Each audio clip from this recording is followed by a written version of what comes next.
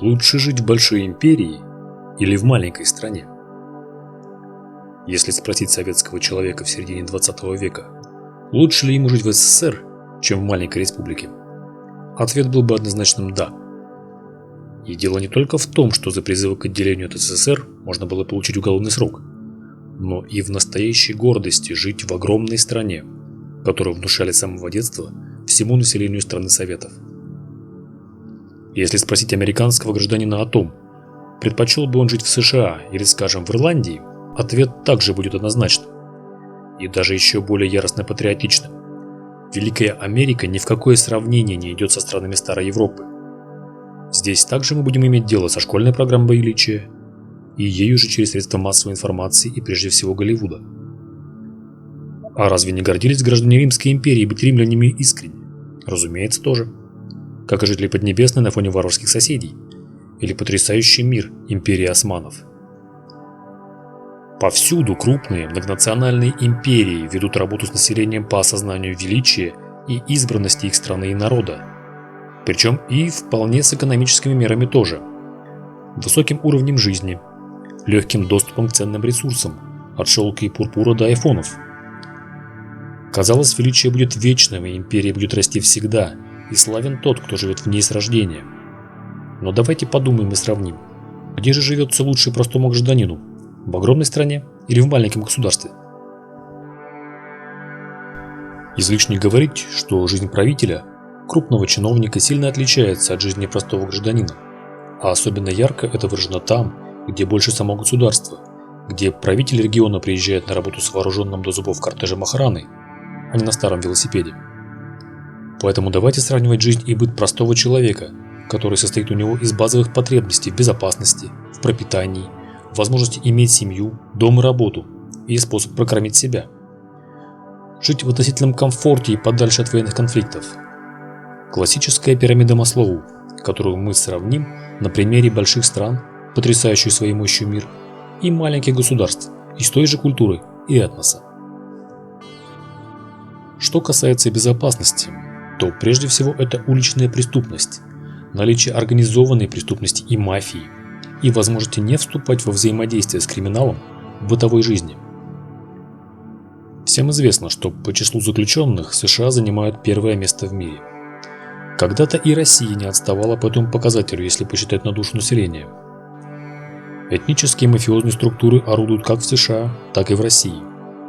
Известны китайские мафии-триады, широко работающие по всему миру, скорее всего являясь лишь еще одним инструментом экспансии в руках партии под вывеской преступности, которую все никак не могут поймать. Целые районы в США, куда не приезжает полиция. Трущобные города Среднего Запада. Разгул преступности в позднем СССР и в России начала 90-х. Все это приметы безопасности в империях.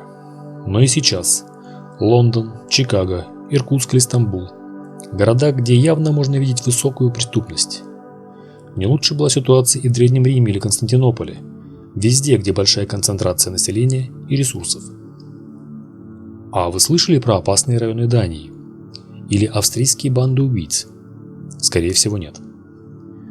Как и о том, что детей, к примеру, в Венгрии родители возят на машине даже в школу и кружки, иначе просто опасно ходить пешком по улицам. Думаю, мысль уже понятна. Безопасность личности в больших государствах находится на низком уровне в сравнении с малыми странами. Да, есть примеры африканских и латиноамериканских государств с высокой опасностью, но это еще и вопрос этнический. Мы же сравниваем сходные культуры. Осознавая эту слабость, государства стараются взять под контроль частную жизнь граждан, чтобы под лозунгом борьбы с преступностью купировать ее проявления в зародыше. Сеть уличных камер в Москве с распознаванием лиц и предсказанием опасного поведения – лишь жалкая копия такой же системы в Китае, где камерами пронизано все и введен запрет на ношение одежды, скрывающей лицо. В Поднебесной еще и социальный рейтинг, который делает экономически невыносимой жизнь человеку, который нарушает закон и не подчиняется правилам системы. На другой стороне океана все те же камеры повсюду, кредитный рейтинг и киберслежка за населением. Этого нет в Хорватии, Венгрии или Ирландии, да и на уровне преступности это сказалось мало. Меньше стало уличного вандализма, но наркомафии или рэкету они никак не мешают. Жизнь человека большого государства оказывается под тотальным контролем, и ошибки этого государства приводят к тотальным последствиям, как показал COVID-19. И снова сравнение не в пользу империи. Возможно, в сфере экономики империи легко сокрушают малышей. Ведь у них колоссальные ресурсы от минеральных до человеческих, передовая наука и разнообразие талантливых людей в бизнесе и управлении. И тут интересный момент. Да, по показателям ВВП большие страны, разумеется, легко обгоняют малые. Но это лишь показатель количества выпущенного продукта. И, конечно же, 100 миллионов людей произведут его больше, чем 2 миллиона. Но если посмотреть другие индексы, то картина станет менее предсказуемой. Не берем показатель ВВП по ППС, так как его считают в ценах страны, а ими легко манипулируют те же Китай и Россия, чтобы оставлять свою экспортную продукцию дешевой. Возьмем ВВП на душу населения и увидим, что первые 20 мест занимают малые страны и США. А громадные Китай, Россия, Бразилия глубоко в середине мирового рейтинга. То есть малые страны производят более дорогой продукт на душу населения, то есть они более богаты в среднем. По рейтингу стран по средней зарплате, также первая десятка – это малые страны и США. Он не может быть исчерпывающе корректным, так как многое зависит от цен внутри страны. Например, очень дорогая жизнь в Гренландии и Канаде требует высоких зарплат, чтобы жить на том же уровне, как в менее затратных Австрии или Чехии. И для сравнения, нам нужен индекс Джини. Показатель имущественного расслоения в странах, ведь, например, в той же России колоссальный разрыв в доходах населения и богатой части граждан, сильно искажающие средние данные. Да и согласитесь, комфортнее жить там, где более-менее одинаковый уровень жизни у всех, чем в стране, где есть только узкий слой миллиардеров, чуть шире слой среднего класса и миллионные армии нищих. Снова мы видим, как первые места удерживают малые страны. А вот в США, Китае, Бразилии и России огромный разрыв в доходах. Если в Америке от экстремально высоких до высоких по мировым меркам, то в России от уровня африканской нищеты до тех же экстремально высоких. США, Индия и Россия – это скорее олигархии, где большая часть активов страны находится в руках нескольких тысяч человек, и на том же пути сейчас Китай. А в странах такого типа более справедливое распределение доходов среди граждан достигается только вооруженным путем. Сами места проживания простого человека требуют внимания также. С времен Рима мы видим, как в империях быстро формируется вектор сосредоточения всего в столице и ограбления провинции. Богатство, люди, таланты, культура – все съезжается в один город и борется там за существование, приводя к гиперурбанизации.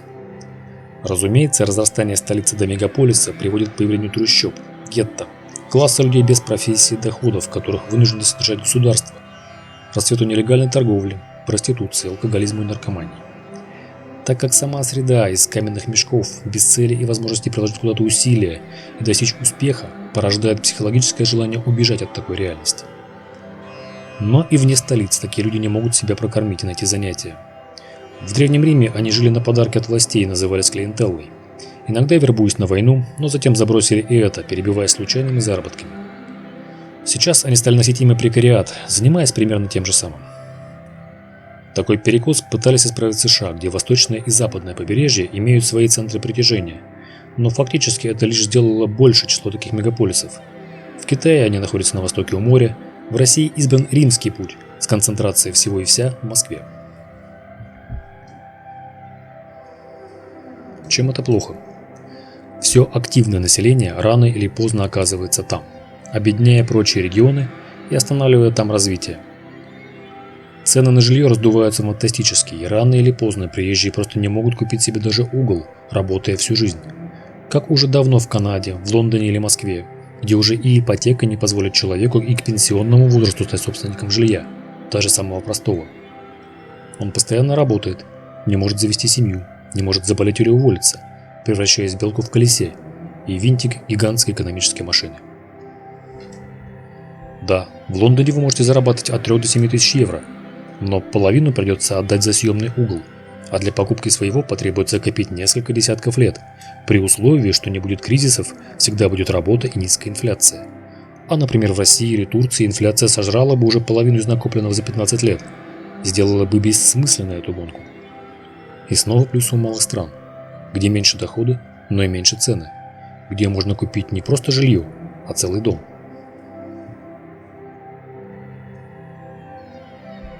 Все это влияет на рождаемость. Во всех империях она падает, так как городская скученность, низкие доходы и неопределенность будущего сковывают экономическую и любую другую активность людей, заставляя их работать сутками, чтобы однажды дойти до возраста, когда детей иметь уже поздно, либо максимум одного, для чего империям требуются мигранты – восполнять убыль населения. Рим завозил семитов с Ближнего Востока, Российская империя присоединила народы Сибири, Кавказа и Средней Азии. Современный Запад завозит Африку и все тот же Ближний Восток. В итоге очень быстро теряется этнический облик государства, растут конфликты и расходы на адаптацию и социализацию пришлых, а также криминал. Мощный оплот империй – возможности. Под этим понимаются высокие доходы, возможность сделать карьеру и найти хорошее рабочее место, получить образование высокого уровня. И это так. Действительно, в маленьком городе Орегона или Забайкалье или в Сычуане нельзя получить образование мирового уровня.